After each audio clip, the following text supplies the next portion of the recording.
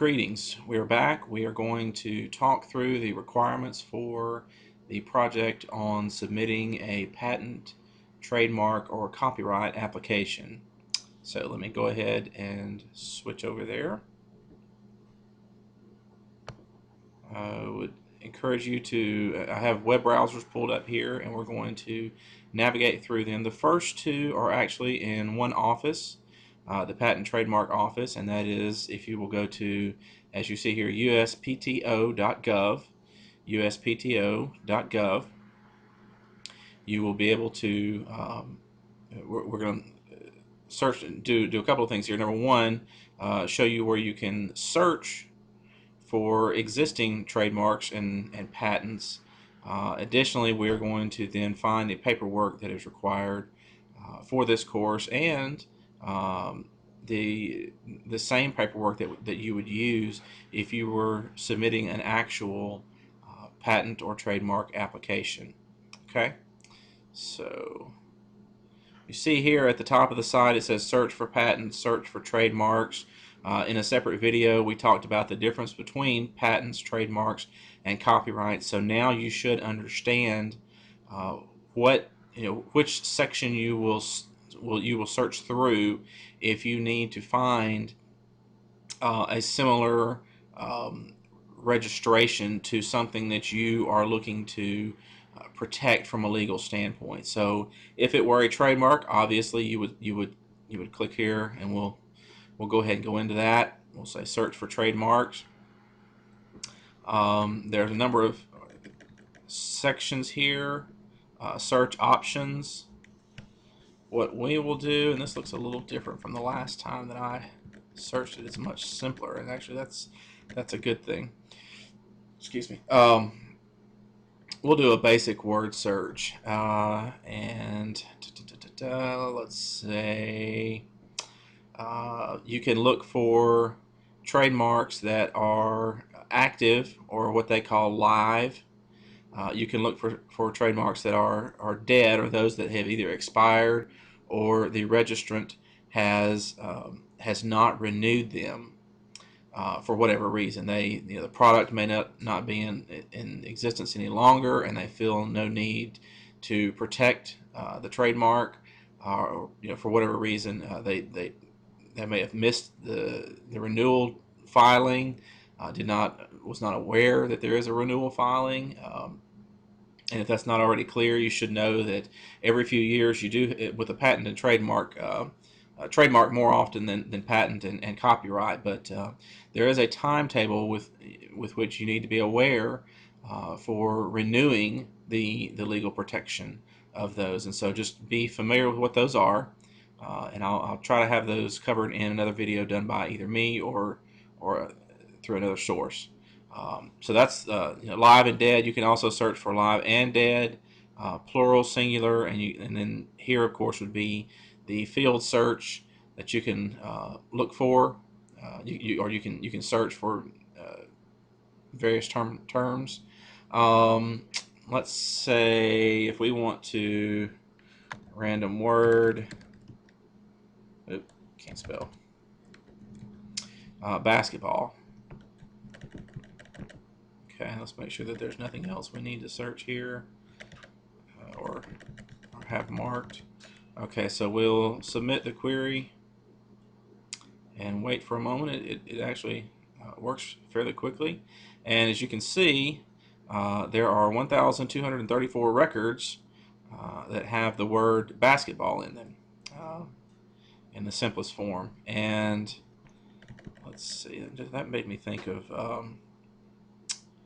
maybe the National Basketball Association, the NBA. If that's not here, okay, NBA Inside Stuff. That is a trademark that is owned by the NBA. It's one of their projects that they have, and let's just see what it is that they have trademarked here. Okay, and what it will go through an explanation here, and this is verbiage that you would include on your trademark application, in this case trademark, and there would be a code assigned to it depending on what it is that what kind of item you're requesting protection for. In this case, it's a standard character mark, which is simply the name itself. NBA Inside Stuff. They just want to protect that combination of words being used together. The filing date, not too long ago, December 2nd, 2013. I thought I had remembered it being that phrase, NBA Inside Stuff, being used several years back. I'm a little surprised that it was that recent. Maybe that's the renewal date of it, possibly. It will tell you if the filer, well, let's go right here. The owner is NBA Properties. That is the name of the entity. It can be an individual, but in this case, it's a corporation. Obviously, NBA Properties is a corporation, especially it becomes especially clear when you see the INC or incorporated after it. It is a corporation. It's based in New York, and then it will give the address of where it's located.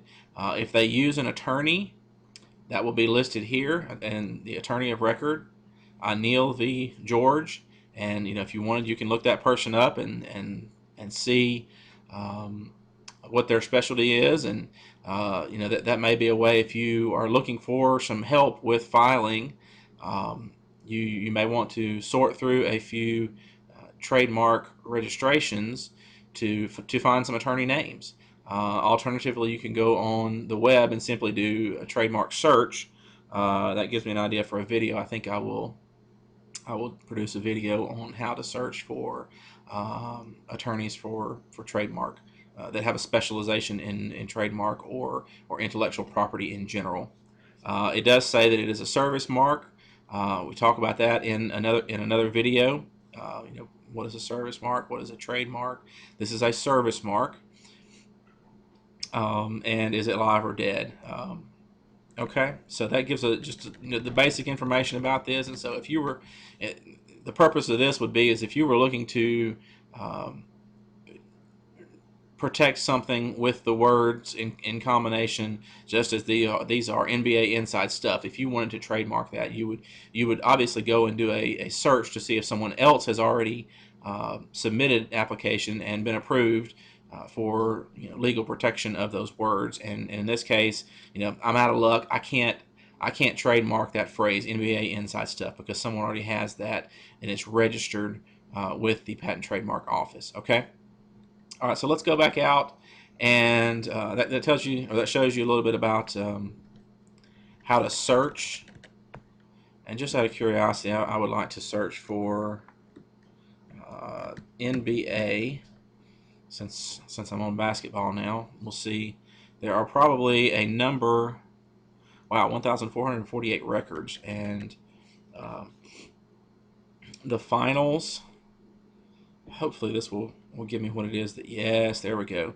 This is actually a logo that was created that is owned by the NBA, or the National Basketball Association. And if you ever watched the NBA finals, you will have seen this on on the TV screen. And it's a logo that they created many years back. I remember it from many years ago. Although again, it says the filing date was November 7th, 2013. That most certainly has to be the update that is required every so often. If we were to, we could do some searching and find the original filing date, but I remember that logo being used from, it seems like 15, 20 plus years ago. It's been around for a long time. Again, we remember this name, Neil V. George, as the attorney of record, owned by NBA Properties, same address. It does here give a description of the mark. It says color is not claimed as a feature of the mark. That's to understand exactly what that means, you may want to do some research or get some guidance from an attorney. However, in this case, it at least appears to be that it appears to mean that the owner of this mark, this trademark, can apply any color that it would like in the use of the trademark or of the logo. In whether it's gold, red, blue, rainbow colored, black, clear with an outline, whatever they want to do. They're not limiting themselves to one single color scheme. Okay, and it says after that, the mark consists of the words "The Finals" in a stylized script font with a shooting star as a part of the letter F. Is that right? Yeah. Okay. And so it's very unique and recognizable, and that's exactly what I was hoping to see there. So I'm glad we were able to show that as an example. And again, out of curiosity, I have one more that I want to look up, keeping with the theme of basketball. Final Four.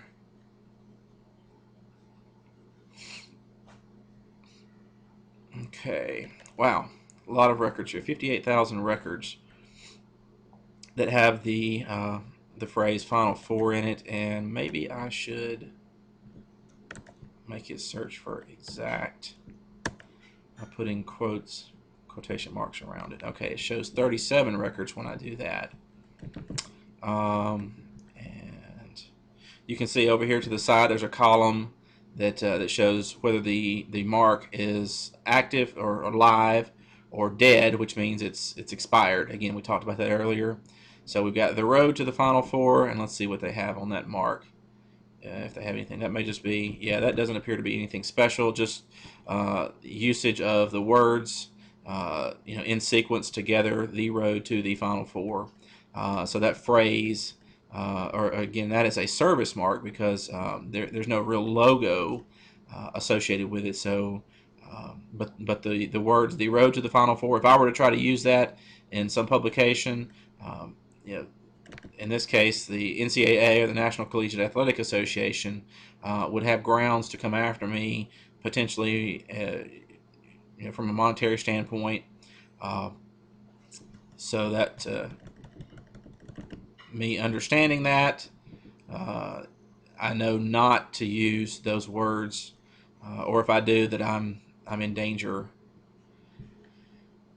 of a suit being brought against me. Okay, here's just the simple words: the Final Four. Let's see, this is a service mark, or it says trademark and service mark together. I was hoping that we could find one that had an actual logo that was registered. Road to the Final Four, maybe. Okay, no logo there. Well, we saw the finals from the NBA, and so I won't. One last one. I'm sorry. Nope, no luck there either. Okay, I'm sure there is a logo that the Final Four has. We won't spend any more time looking at that. I could take all day and night. Okay, back to our original page. Hopefully, I can. I went further down that rabbit trail than what I had thought. Okay, so similar to trademarks, patents is going to have a similar search system. We won't go into that one since we did do the trademarks. However, we do want to look at the actual filing process. And since I'm imagining that the majority of you are going to be doing a trademark, we'll go ahead and look at the filing for the trademark. And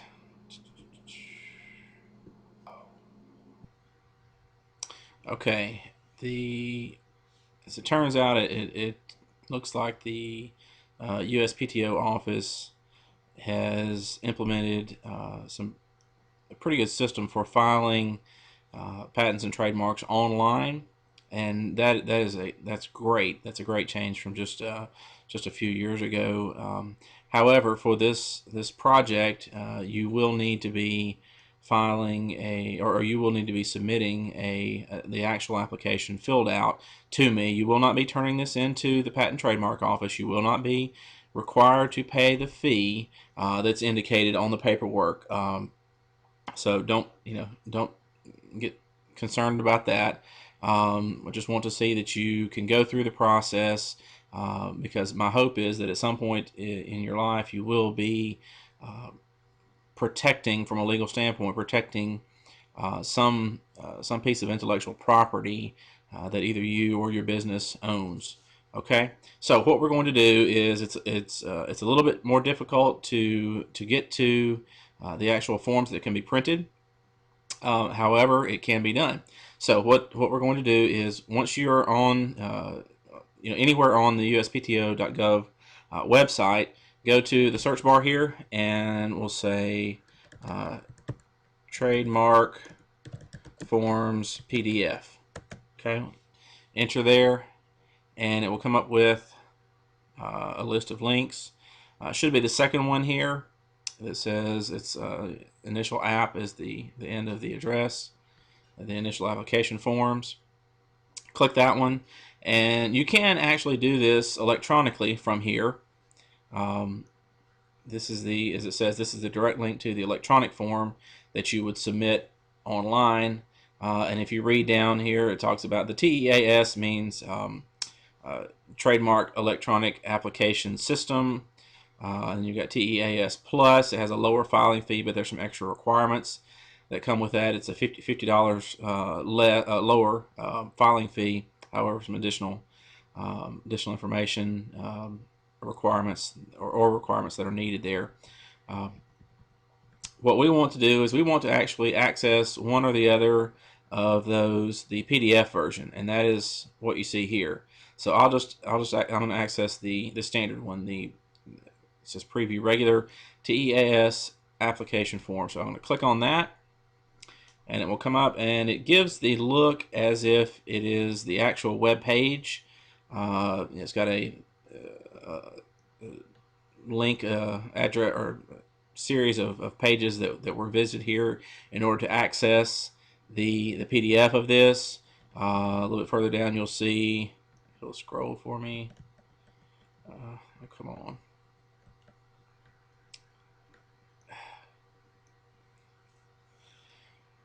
It was too much. Well,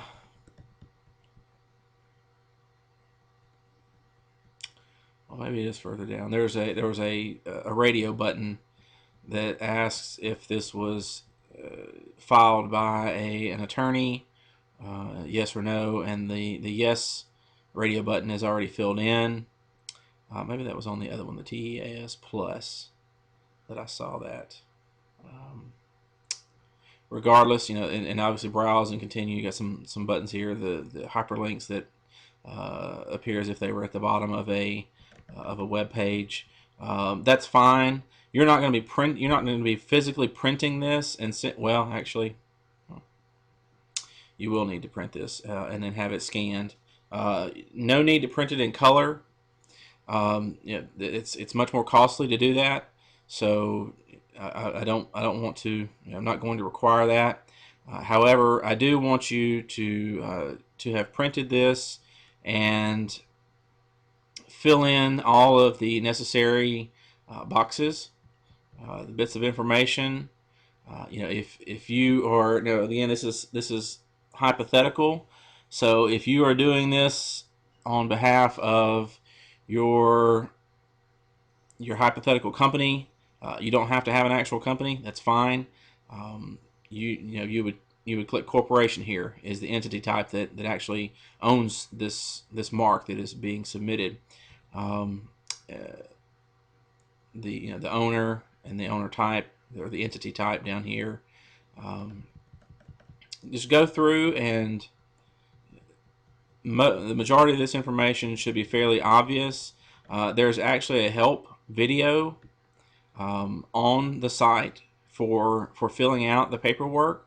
So again, you've got the search bar. You can search for that help video. I would encourage you, if you get stumped, to go through that. We won't go through all of that here because it is a